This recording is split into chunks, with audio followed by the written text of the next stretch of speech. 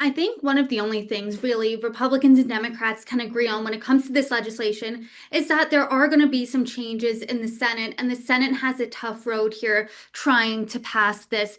And some major points of contention, it seems, with some Republican holdouts in the Senate seem to be cuts to the energy tax credits, as you said, the increase in the deficit by trillions, the increase to the debt ceiling by trillions, as well as cuts to Medicaid. I mean, what changes do you think we're going to see come out of the Senate?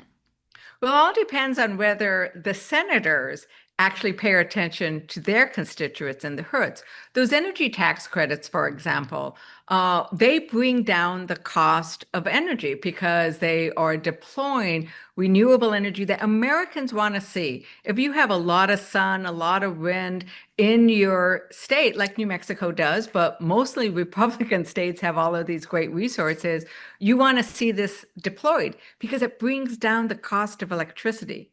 And what they're doing is they're eliminating that immediately. I had an energy company come to me today that it's a cooperative. It serves rural areas. It serves Republican states and Democrat states. And they said if the bill passes as it is, they've already entered into contracts based on America's promise that we'd have these tax credits. When they have to cancel those contracts, they can't cancel them. They're on the hook because we said we'd give them the tax credit. They will result in about a 30% increase in costs. Working families, utilities are almost always like the second largest bill that they have to pay. Are they going to be able to pay 30% more on their utilities? That's what Republicans are doing. And they're doing this because they hate anything that has to do with renewable energy, because they are tied to the fossil fuels. And we know that fossil fuels for electricity generation is some of the most expensive electricity generation there is. So if you want to save your community money, go for the renewable energy. Use all of the resources that we have. And they seem to turn an eye to that. Even if you're not going to pay attention to the climate crisis that the fossil fuel does, at least pay attention to the cost to your community. And remember, if we don't address the climate crisis, your community is going to pay a lot more for home insurance, for business insurance, to deal with the disasters, whether it's droughts or flooding or heat deaths or wildfires.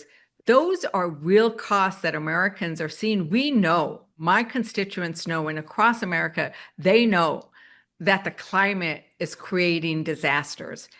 And Republicans seem to not care. And they're going to make it worse with this bill. There's a self-imposed July 4th deadline to get this to President Trump's desk so he can sign it. So GOP lawmakers really are up against the clock here as we are in mid-June right now. Are Democrat members of Congress like yourself, are you guys talking with Republican senators at all who might seem to be on the fence about this bill, talking about changes? I mean, what are you all trying to do to get your changes implemented in the Senate?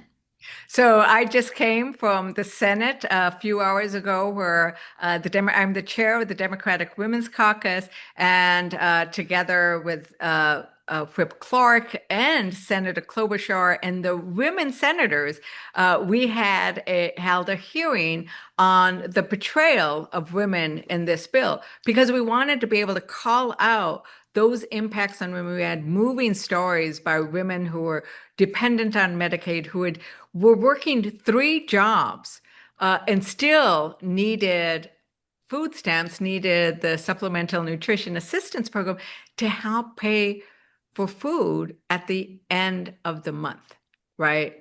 We're tired of all the paperwork they always have to fill out. We're caring for their parents, for their children, needed Medicaid to make sure their child did not die. And we were telling those stories because we were hoping that some of the senators who have voiced their concerns about these provisions would listen to those stories. And so we are working with senators, especially on the way in which this bill betrays women, especially because so many women depend on Medicare. Women are overrepresented in nursing homes. The cuts to Medicaid would hurt people in nursing homes. 40% of the births in the United States are paid for by Medicaid. So if you believe in family values, you believe in making sure we have healthy babies, vote against this bill. And that's what we are seeing. If we could get 4 Republicans to vote against this bill, whether you hate it because of the $3 trillion deficit, if you care about fiscal responsibility, vote against this bill. Or if you actually care about the lives of your constituents, vote against this bill. A little thing about this fiscal responsibility issue, in the Rules Committee, I keep pulling up this chart because they all say, oh, we need to have our fiscal house in order. That's why we're having all these cuts. The reality is under Democrats, we always seem to bring down the debt, and Republicans increase the debt. So, Clinton was the last balanced budget, and then it went up in Bush. Obama brought it down. It went up in the first Trump. Biden actually brought it down, and now it's going to soar again over Trump. So stop telling the American people that we need to tighten our belts. We know how to tighten our belts. Democrats know how to tighten our belts. It's stop giving those tax cuts to the wealthiest corporations, and that's how we bring down the deficit.